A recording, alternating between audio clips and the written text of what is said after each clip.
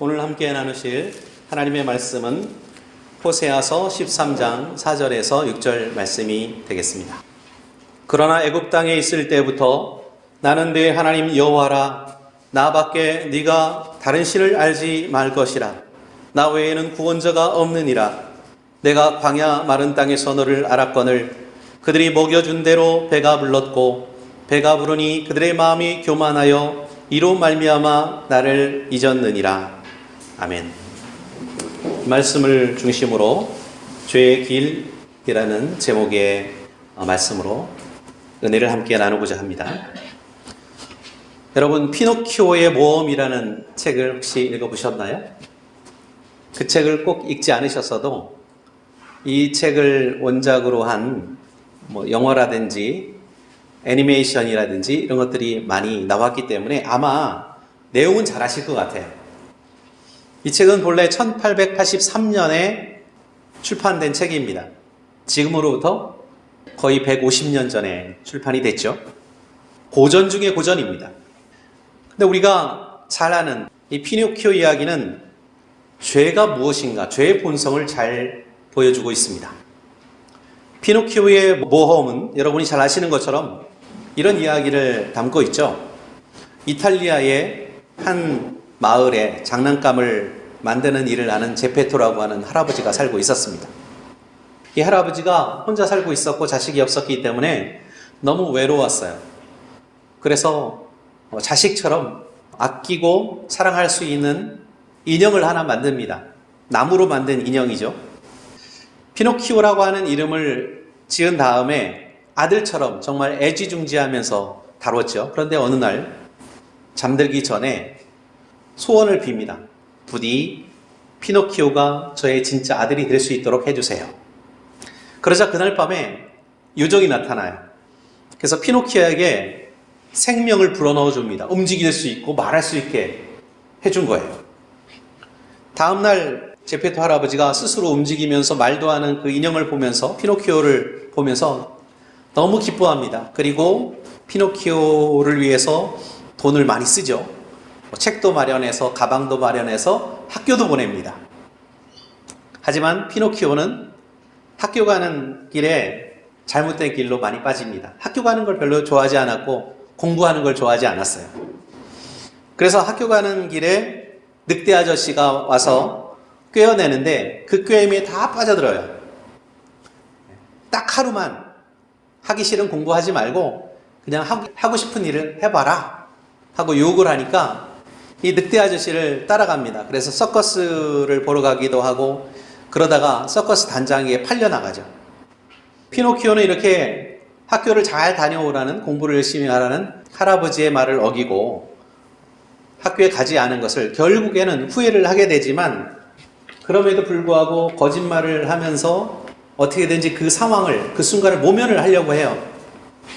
그래서 그 거짓말을 하는 순간에 유적이 피노키오가 거짓말을 할 때마다 코가 한 뼘씩 자라나게 하죠. 그리고 거짓말을 다시는 하지 않겠습니다 하고 약속을 한 후에야 비로소 다시 원래대로 들어갔습니다. 제페토 할아버지가 처음에는 화를 냈지만 무사해서 다행이라고 그래도 따뜻하게 반겨주죠. 그 모습에 피노키오도 다시는 할아버지 말을 절대 거스르지 않겠습니다 하고 다짐을 했지만 바로 또 다음날 등굣길에 늑대 아저씨를 또 만나요. 그리고 이번에는 납치를 당해서 어떤 섬에 팔려가는데 그 섬은 어린이들을 다 잡아와다가 당나귀로 만드는 곳이에요. 피노키오도 역시 노는 거 좋아하다가 당나귀가 됩니다. 이번에도 피노키오는 잘못했다고 사정을 하고 뉘우쳐서 결국 유정의 도움으로 집으로 돌아가게 돼요. 그런데 가보니까 이번에는 할아버지가 안 계세요. 할아버지가 피노키오를 찾다가 이곳저곳을 돌아다니는 그만 고래에게 먹이가 된 거예요. 고래 뱃속에 잡혀 있습니다. 근데 피노키오가 이제는 정말 정신을 차렸는지 그 할아버지를 끝까지 찾아다니면서 헌신적으로 할아버지를 구해내려고 고래 뱃속까지 들어갑니다. 그리고 고래 뱃속에서 할아버지를 드디어 만나요. 어떻게 나갈 수 있을까 궁리를 하다가 그곳에서 불을 피우죠. 그러니까 고래가 뜨거워하면서 토해냅니다. 이제 다시 집으로 돌아온 피노키오와 할아버지. 그런데 불행한 일이 생기죠. 피노키오가 그만 너무너무 지쳐가지고는 완전히 정신을 잃고 맙니다. 피노키오를 붙들고 할아버지는 눈물을 흘리면서 슬퍼합니다. 그런데 유정이 또 한 번 나타나서 피노키오를 진짜 사람으로 변화시켜줍니다. 이제 피노키오가 사람이 될 만큼 정직해진 거예요. 이제 새로운 아들이 생겨난 이 할아버지와 인간이 된 피노키오는 어느 동화의 이야기처럼 행복하게 살았다 하는 그런 이야기인데요. 근데 이 피노키오가 반복적으로 할아버지가 당부하고 또 할아버지가 경고를 함에도 불구하고 계속해서 속을 썩이고 불순종했던 그 모습을 보면은 하나님의 말씀과 하나님의 뜻을 불순종하면서 죄로 빠져들어가는 그런 사람들의 모습을 그대로 보여주고 있습니다. 죄로 인해서 사람들이 결국 어떤 결과를 얻게 되는가, 어떤 시련을 받게 되고 어떤 고통에 빠지게 되는가도 너무나도 잘 보여주고 있는 이야기입니다. 그런데 성경에 보면 호세아서라는 예언서가 있죠. 또 하나님께서 이 호세아 선지자를 통해서 이스라엘 백성들에게, 북이스라엘 백성들에게 경고하고 하나님 말씀을 전하는 그런 내용이 기록되어 있습니다. 그런데 여기에 보면 이스라엘 백성이 똑같이 이런 피노키오와 같은 그 경로, 죄의 길을 걷게 됩니다. 그것을 비유적으로 설명해주는, 이스라엘이 어떻게 죄를 지었고 어떻게 하나님을 떠났고 어떻게 하나님으로부터 결국 징계를 받게 될 것인지를 보여주는, 비유적으로 보여주는 책이 바로 호세아서인 거죠. 그래서 호세아서 특히 1장에서 3장 말씀을 읽으면요, 어떤 내용이 나옵니까? 호세아 선지자와 고멜의 이야기가 나옵니다. 호세아가 고멜이라는 여자를 만납니다. 근데 이 여자는 원래부터가 좀 문제가 있는 여인이에요. 결혼을 해서 자식까지도 낳아요. 아들, 딸들을 낳습니다. 그런데 이 아내 고멜이 결국에는 집을 나가요. 호세아를 떠나서 다른 남자와 간음죄를 저지르고 정말 방탕한 생활을 합니다. 그런데 그렇게 방탕한 생활을 하고 있는, 정말 불행한 삶을 살고 있는 이 고멜을, 아내를 호세아가 또 찾아 나서요. 드디어 이곳저곳을 헤매다가 고멜을 찾습니다. 그리고 아주 비싼 값을, 노예 몸값, 당시의 노예 몸값을 지불하고 아내를 찾아봐요. 바로 이 이야기 속에서 하나님의 사랑과 이스라엘 백성을 향한 하나님의 마음이, 또 이스라엘 백성이 하나님께 어떠한 모습인지를 보여주고 있는 겁니다. 이것은 고멜처럼 이스라엘 백성이 얼마나 멀리까지 죄의 길을 떠나왔는지를 보여주고 있습니다. 그것을 보여주는 비유이고, 또 이스라엘 백성을 향한 하나님의 마음이 어떤 마음인지도 역시 잘 나타내 주고 있습니다. 하나님의 사랑과 하나님의 인내심을 보여주고 있습니다. 호세아서의 나머지 부분은 하나님이 이 북이스라엘 왕국의 죄에 대해서 너희가 이런 죄, 저런 죄, 이런 죄를 저지르고 살고 있지 않느냐라고 지적을 하는 그런 내용입니다. 오늘 우리는 이스라엘 백성이 겪어야 했던 그 시련을 보면서 결국 멸망으로 인도하는 길이 바로 우리 앞에도 펼쳐지고 있음을, 우리를 괴롭히고 있고 우리 가운데 있음을 발견하게 됩니다. 모쪼록 이 말씀을 통해서 하나님의 경고에 우리도 함께 귀를 기울여서 우리는 결코 이스라엘처럼 멸망으로 인도하는 그 위험한 길을 가지 말고 그 죄의 길을 피할 수 있는 저와 여러분이 될 수 있기를 바랍니다. 때는 바야흐로 기원전 1406년입니다. 시간을 거슬러 올라가 보겠습니다. 모세의 때죠. 모세가 이스라엘 백성들에게 약속의 땅에 들어가기 전에 마지막으로 당부를 하는 내용이 신명기에 기록되어 있습니다. 그런데 이미 이스라엘은 어떤 상태입니까? 하나님을 온전히 섬기지 못하고 하나님을 온전히 믿지 못했어요. 신뢰하지 못해서 결국에는 가나안 땅으로 인도해 드리고자 하는 하나님의 그 계획에 반기를 듭니다. 그래서 광야에서 40년 동안 방랑 생활을 하게 돼요. 연단의 시간을 갖게 됩니다. 그 40년이라는 이 세월은 당시로 따지면 한 세대입니다. 부모 세대가 드디어 끝났어요. 그리고 이제 새로운 세대가 일어났습니다. 드디어 하나님께서 약속하신 것을 또 받을 준비가 되어 있었는지 테스트를 여호수아와 함께 이제 광야 광야를 거쳐서 가나안 땅을 향해서 들어가는 그 과정 속에서 그 시험을 받게 되는 거죠. 자, 모세는 이스라엘 백성에게 그 전에 신명기 4장 5절에서 8절 말씀을 통해서 하나님의 말씀, 하나님의 음성을 전하죠. 어떤 말씀이었을까요? 내가 나의 하나님 여호와께서 명령하신 대로 규례와 법도를 너희에게 가르쳤다. 이것은 너희가 들어가서 가나안 땅에 들어갔을 때 그 땅, 기업으로 차지할 그 땅에서 그대로 행하게 하려 하는 것이다. 너희는 이것을 지켜 행하라. 이것이 여러 민족 앞에서 너희의 지혜요, 너희의 지식이라. 그들이 이 모든 규례를 듣고 이르기를 이 큰 나라 사람은 과연 지혜와 지식이 있는 백성이로다 할 것이다. 하나님께서 이스라엘 백성에게 규례를 주셨다는 거예요. 법을 주셨다는 거예요. 그런데 이것은 바로 다른 민족들로부터 이 나라가 위대해지는 길이라는 거예요. 다른 나라들이 이 나라를 추앙하게 되는 것이 바로 이 규례를 지켰을 때 일어나게 될 현상이라고 하는 겁니다. 과연 우리 하나님 여호와께서 우리가 그에게 기도할 때마다 우리에게 가까이 하심과 같이 그 신이 가까이 함을 얻은 큰 나라가 어디 있느냐? 오늘 내가 너희에게 선포하는 이 율법과 같이 그 규례와 법도가 공의로운 큰 나라가 어디 있느냐 할 것이다 라고 이제 말씀을 하고 있습니다. 자, 하나님께 이스라엘 백성이 기도함으로 응답받는 그 놀라운 일들을 바라보면서 이 가나안 민족들, 이방 민족들이 놀라게 된다는 겁니다. 야, 정말 이 나라는 위대하다. 이 나라는 크다. 라고 인정하게 된다는 거예요. 하나님은 이스라엘에게 특별한 선물을 주신 겁니다. 바로 하나님의 규례와 법이 바로 이 나라, 이스라엘이라고 하는 이 민족을 특별하게 만들어주는, 열방 가운데서, 모든 나라 가운데서 특별하고 위대하게 만들어주는 선물이라는 거예요. 규례와 법도 그냥 우리가 듣기에는 좀 딱딱하죠. 뭔가 나의 삶을 규정하는 것처럼 느껴지고 족쇄처럼 생각될 수도 있습니다. 그런데 그것이 바로 하나님의 축복을 받기 위한 길을 제시하는 거라는 말씀입니다. 하나님의 선물은 하나님의 법을 우리가 그대로 따르면 위대한 나라가 된다는 거예요. 위대한 백성이 된다는 것입니다. 하나님의 법은 의롭고 하나님의 지혜와 명철이 그 안에 충만한 가득한 것이기 때문에 그것을 우리가 순종하게 되면, 그 말씀 가운데 거하게 되면 모든 사람들이 함께 하나님께서 계신다는 그 사실을 인정할 수밖에 없게 되고 또 그것을 확인할 수 있게 된다는 거예요.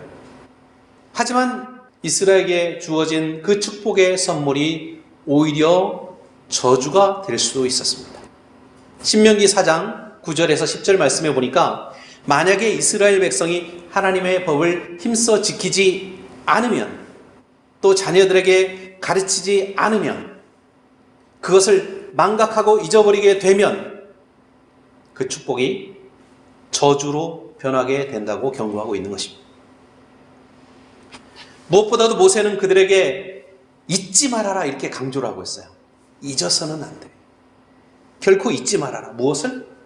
하나님께서 그들을 사랑하셔서 그들을 어떻게 도우셨고 그들을 어떻게 구원해 내셨는가, 그 역사를 잊지 말라는 거예요. 드디어 이스라엘 백성은 약속의 땅인 가나안 땅에 들어갔습니다. 그리고 전쟁이 있었죠. 가나안 정복 전쟁이라고 하지만 우리는 신앙의 눈으로, 믿음의 눈으로 그것은 하나님의, 가나안 민족을 향한 하나님의 심판이 이루어진 것이다 라고 봅니다. 결국에 모든 적들은 질 수밖에 없었죠. 하나님의 심판이기 때문에 그렇습니다. 그리고 이스라엘 백성들은 그 자리에 가나안 땅에서 살게 됩니다. 그리고 이제 여호수아도 나중에 땅을 다 차지한 다음에는 나이가 들어서 늙어 죽게 돼요. 모세와 같이 세상을 떠나게 됩니다. 그럴 때 어떤 말을 유언으로 남기고 있는지 한번 여호수아서 24장 14절에서 21절을 보겠습니다.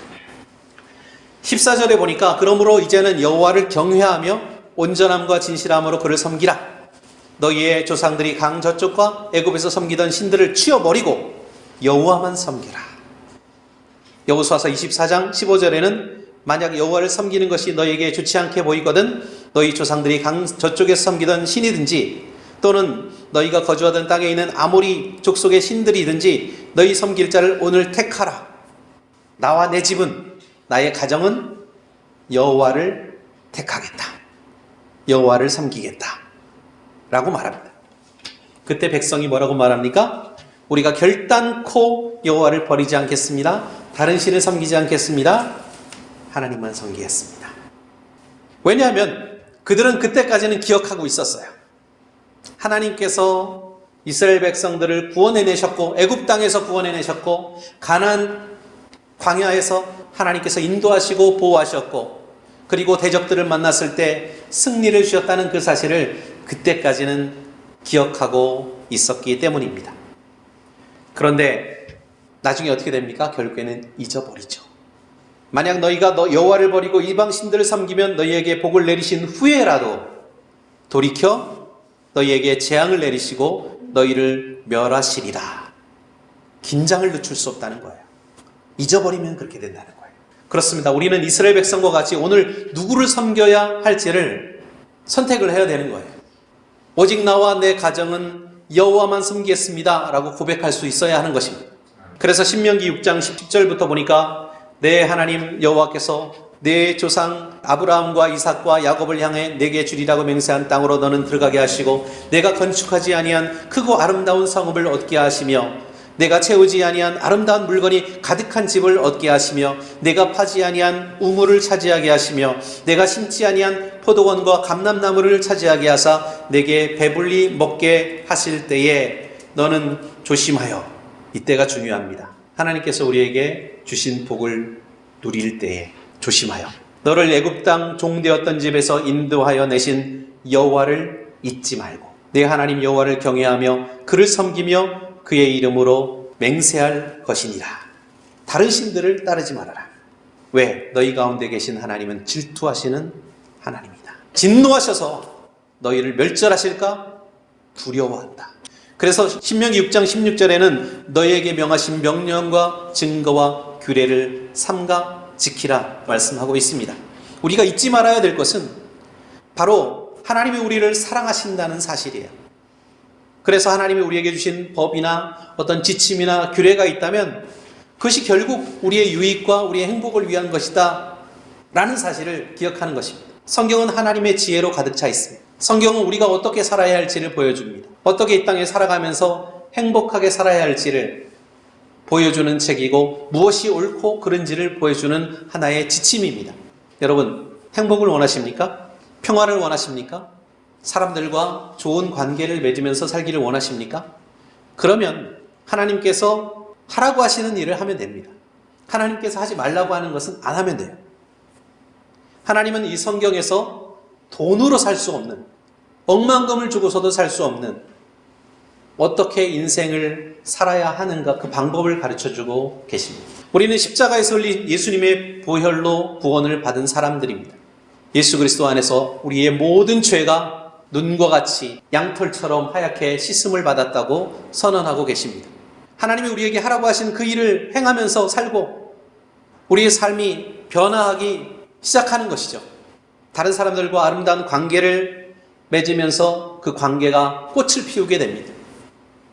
그런데 그 순간에 우리의 마음속에 무엇이 들어오면, 교만이 들어오면 더 이상 하나님을 필요하지 않는 것처럼 하나님을 잊어버리게 되는 거예요. 세상에서 일이 잘 풀리고 성공하는 것처럼 모든 일들이 잘 될 때, 세상에서 성공할 때 과연 우리에게 복을 주신 분이 누구인지 그 사실을 잊어버리게 되는 것입니다. 그걸 조심하라는 거예요. 하나님을 잊어버리면 우리는 우리 자신의 힘과 우리 자신의 능력을 의지하게 되고 내 자신의 방법으로 살게 되는 겁니다. 그래서 사사기 2장 10절에서 11절 말씀에 보니까 그 세대의 사람, 가나안 땅에서 하나님을 기억하고 하나님께서 그들에게 행하신 그 일을 기억하는 세대가 지났을 때 어떤 일이 벌어졌는가를 보여주고 있습니다. 그 세대 사람이 다 조상들에게로 돌아갔고 그 후에 일어난 다른 세대는 여호와를 알지 못하며 여호와께서 이스라엘을 위하여 행하신 일도 알지 못하였더라. 자, 그 전 세대가 무엇을 잘못했을까요? 그 전 세대는 하나님을 기억했어요. 하나님의 율례대로 살려고 노력했습니다. 그런데 자녀들에게 가르치지 않았어요. 그래서 어떤 일이 벌어졌습니까? 그 다음 세대는 여호와를 알지 못했고 잊어버렸다. 이스라엘 위해서 하나님이 어떤 일을 행하셨는지 까맣게 망각했다. 이스라엘 자손이 여호와의 목전에 그래서 결국에는 악을 행하여 바알을 섬기게 됐다는 거예요. 우상을 섬기는 자들이 됐다는 거예요. 하나님을 잊어버리면 결국은 죄에 빠지게 된다는 것이고요. 자기가 보기에 옳은 일, 내 시각에 따라서, 나의 판단에 따라서 모든 것들을 판단하게 되고 규정하게 되고 또 그대로 살게 되는 거죠. 내 기쁨을 위해서, 내 즐거움을 위해서 살게 되는 겁니다. 그 길이 곧 죄의 길, 멸망의 길이라고, 멸망으로 인도하는 길이라고 말씀하고 있습니다. 그래서 잠언 4장 13절에서 17절 말씀은 이것을 잘 보여주고 있어요. 훈계를 굳게 잡아 놓치지 말고 지켜라. 하나님의 계명이죠. 하나님의 말씀이죠. 그것을 놓치지 말아라. 이것이 내 생명이니라. 거기에 우리의 생명이 있다는 거예요. 사악한 자의 길에 들어가지 말며 악인의 길로 다니지 말지어다. 그의 길을 피하고 지나가지 말며 돌이켜 떠날지어다. 악한 자 옆으로도 지나가지 말라는 겁니다. 그들은 악을 행하지 못하면 자지 못할, 사람을 넘어뜨리지 못하면 잠을 자지 못하는 사람들이에요. 정말 이런 사람들이 있을까요? 예, 있습니다. 불의의 떡을 먹으며 강포의 술을 마심이니라. 폭력적인 것에 취해 있다는 겁니다. 이 길은 사람을 악으로 인도합니다. 그래서 결코 쉬지 못하게 만들어요. 그 마음에 평화가 있을 리가 없죠. 사람들과 좋은 관계를 맺을 수가 없습니다. 지속적으로 관계를 맺지 못해요. 일시적으로는 좋은 친구들이 있지만 시간이 지나면 없습니다. 희망도 없습니다. 완전한 파멸만이 기다리는 길입니다. 바로 이것이 바로 우리가 교만을 마음에 품었을 때, 하나님을 잊어버리게 되었을 때 바로 일어나게 될 일이라는 사실입니다. 이 일이 이스라엘에게 실제로 발생했습니다. 호세아서 13장 4절에서 6절 말씀해 보니까 그러나 애굽 땅에 있을 때부터 나는 내 하나님 여호와라. 나밖에 네가 다른 신을 알지 말 것이라. 나 외에는 구원자가 없느니라. 내가 광야 마른 땅에서 너를 알았거늘 그들이 먹여준 대로 배가 불렀고 배가 부르니 그들의 마음이 교만하여 이로 말미암아 나를 잊었느니라. 배불러서 하나님을 잊었다는 거예요. 하나님께서 경고하신 겁니다. 그럼에도 불구하고 그들은 잊어버려서 교만해집니다. 하나님을 잊어버립니다. 그래서 자기들이 보기에 옳은 대로 행동하는 겁니다. 보기 좋은 대로 행동하는 거예요. 호세아서에 보면 사람들이 좋아하고 옳다고 하는 일들이 과연 어떤 열매를 만들어내는지를 쭉 나열을 하고 있어요. 호세아서 4장 1절에서 2절 보면은 여기에 보면 이 땅에는 진실도 없고 인애도 없고 하나님을 아는 지식도 없고 저주와 속임과 살인과 도둑질과 간음, 포악, 피를 흘림 이런 것들이 있다는 겁니다. 호세아서 7장에 이렇게 보니까 7장 1절에는 도둑질하고 거짓을 행하고 노략질하는 것이 있다는 거예요. 그리고 10장 4절에는 헛된 말을 하고 거짓 맹세를 한다는 겁니다. 거짓 언약을 세운다는 거예요. 거짓으로 약속하는 것이 있다는 거예요. 계약을 거짓으로 한다는 거예요. 그리고 12장 7절에는 상인들이 어떻게 합니까? 저울을 가지고 물건들을 재는데 그 저울로 속인다는 겁니다. 사람들을. 속여서 판다는 거예요. 한 말을 준다고 하고서는 그리고 반말밖에 주지 않는 거죠.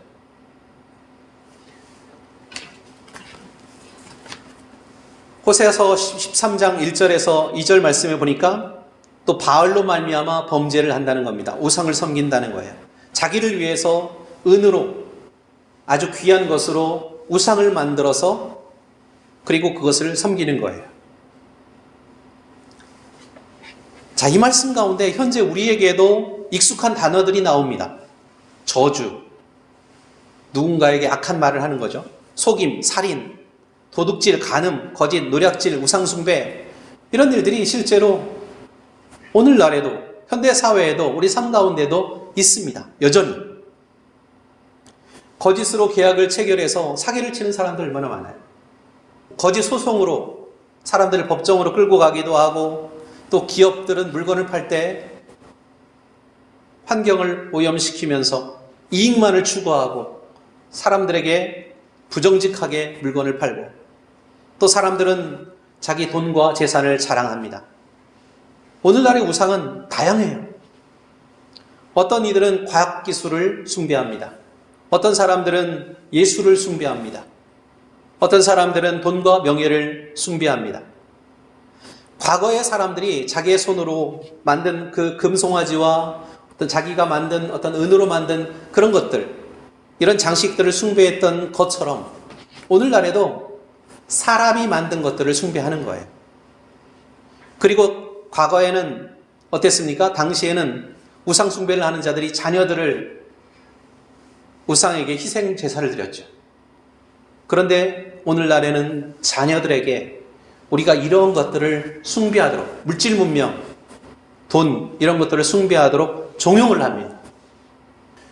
우리는 종종 피노키오와 같습니다. 고난과 시련이 찾아오면 회개하고, 상황이 좋아지면 다시 교만해지고, 또 반복해서 죄를 짓는 거예요. 포기하지 않고 계속해서 죄의 길을 걷습니다. 사람들에게 필요한 것은 무엇일까? 나 스스로의 힘으로는 결코 나 자신을 구원할 수 없다는 것. 우리의 힘으로는 결코 벗어날 수 없다는 것. 그걸 인정하는 것입니다. 신이 없다고 하고 하나님이 없다고 믿고 주장하는 사람들은 흔히 내가 할 수 있다고 생각을 해요. 사람이 이 문제들을 해결할 수 있을 것이다 라는 착각과 교만에 빠져 있습니다. 그것이 바로 죄의 길인 거예요. 죄와 멸망으로 인도하는 길인 것입니다. 그럼 과연 어떻게 해야 될까요? 우리에게 어떤 변화가, 저와 여러분에게 어떤 변화가 필요할까요? 혹시 우리가 잊고 사는 게 있을까요? 디모데전서 4장 7절에서 8절에는 이렇게 말씀을 하고 있죠. 오직 속되고 허탄한 이야기를 버려라. 오직 경건에 이르도록 내 자신을 연단하고 훈련하라. 육체의 연단은 약간의 유익이 있지만 그러나 경건은 범사에 유익하다. 우리가 열심히 운동하고 건강을 위해서 어떤 노력을 하면 그건 우리의 육체에는 유익이 됩니다. 그런데 경건의 훈련을 하면 모든 일에 유익하다는 거예요. 심지어는 우리가 지금 살고 있는 이 생뿐만 아니라 내 생애까지도, 죽은 후에까지도 우리에게 유익하다는 거예요. 혹시 우리가 하나님을 잊고 사는 것은 아닌가? 무엇 때문일까요? 바로 이 경건의 훈련이 부족하기 때문이 아닐까요?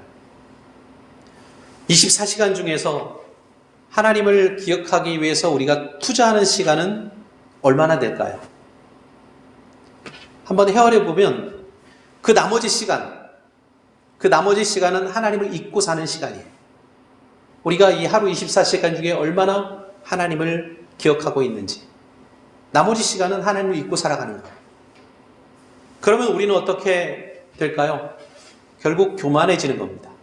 하나님을 잊어버리는 것, 교만해지는 것, 이것을 피할 수 있는 그 길은 무엇일까? 명확하죠? 우리 생활 습관을 바꾸는 거죠. 우리 인생은 습관으로 만들어집니다. 좋은 습관, 영적인 습관을 심으면 영적인 인생, 성공적인 인생, 영적인 사람이 거기서 탄생이 됩니다. 생산이 됩니다. 다른 사람들과 겸손한 어떤 관계를 맺을 수 있게 되고요. 또 우리가 이타적으로 생각을 하면, 이타적으로 행동을 하면 또 이타적인 그런 사람이 나타나는 거예요. 그것이 바로 겸손해지는 것입니다. 이기적으로 생각하고 이기적으로 행동하는 것이 곧 교만한 것이죠. 예수님의 생애를 한번 생각해 보십시오. 예수님은 자신의 인생을 희생했습니다. 자신을 위해서 살지 않았어요. 사람들을 위해서, 백성을 위해서 자신의 인생을 바치셨던, 희생했던 표본입니다. 그래서 빌립보서 2장 5절에서 10절 말씀을 읽어보시면 그는 것 보는 하나님의 본체시나 하나님과 같은 분인데, 동등한 분인데 그분이 이 땅에 비천한 몸을 입고 오셨다는, 그래서 자기를 한없이 낮추셨다는 그 놀라운 하나님의 사랑과 겸손의 모습을 우리에게 보여주고 있습니다. 우리가 결코 잊지 말아야 될 것은 무엇일까요? 하나님을 잊지 않기 위해서 반드시 해야 될 일은 무엇일까요? 그것은 바로 하나님의 말씀 안에 거하는 것입니다. 미국의 초대 대통령이었던 조지 워싱턴은 매일 아침마다 1시간씩, 그리고 자기 전에 1시간씩 하나님 말씀을 읽고 기도하는 시간을 가졌다고 합니다. 한 나라의 대통령, 얼마나 바쁜 사람입니까? 근데 그럼에도 불구하고 매일매일 시간을 내어서 하나님 말씀에 집중했다는 거예요. 참으로 불행한 사람은 누굴까요? 가장 귀한 선물을 받고도 그것을 풀어보지 않는 사람이에요. 그냥 모셔두는 사람이에요. 2022년도에 우리가 성경 통독을 하는데 우리 교회 성도들이 모두 나누어서 통독을 합니다. 그래서 녹음을 해서 한 번이라도 더 성경을 보고 더 읽을 수 있는 기회를 갖기 위한 것입니다. 그럼을 통해서 조금이라도 우리가 하나님을 기억하고 또 우리 마음속에 하나님을 겸허하게 나의 구주로, 나의 하나님으로 고백할 수 있는 저와 여러분이 될 수 있었으면 좋겠습니다. 올해 2022년은 2가 몇 번 들어있죠? 그렇죠. 3번 들어있죠. 뭔가 심상치 않은 것 같지만 단지 2가 3번 들어있어서가 아니라 매해, 매달, 매일이 우리에게는 2번 다시 찾아오지 않을 그런 소중한 시간이고 소중한 기회입니다. 근데 2가 상징하는 좋은 의미가 있습니다. 두 번째 기회를 우리에게 하나님께서 언제나 주신다는 거예요. 근데 영어로는 세컨드 찬스라고 하죠. 바로 이 새로운 기회를 우리가 변화의 기회로 선용하는 것이 저와 여러분에게는 놀라운 축복이 될 줄로 믿습니다. 결코 잊지 말고 반드시 기억해야 할 것, 무엇이 옳고 그른지, 무엇이 잘못된 것인지 알고 싶다면 매일매일 하나님의 말씀을 읽고 공부하시기를 바랍니다. 그것이 바로 우리 스스로 겸손해질 수 있는 길이에요. 우리가 하나님을 잊지 않을 수 있는 삶이 될 줄로 믿습니다. 말씀을 마무리하겠습니다. 우리가 잘 아는 피노키오 여행 이야기에서 피노키오는 많은 실패와 시련을 겪은 후에야 비로소 교훈을 얻을 수 있었습니다. 옳은 선택을 할 수가 있었습니다. 근데 우리는 그 길을, 그 피노키오의 길을, 그 죄의 길을 따라서는 안 되겠죠. 이스라엘이 갔던 그 길을 우리가 또 따라서는 안 되겠죠. 겸손하게 날마다 하나님의 말씀 안에 거하고 주님의 길을 배우고 또 배운 내용을 우리가 실천해야 될 줄로 믿습니다. 성경이 너무 두꺼워서 어떤 책부터 읽어야 될지 알지 못할 때에는 우리가 잠언서라도 한 장씩 매일매일 읽으시기를 바랍니다.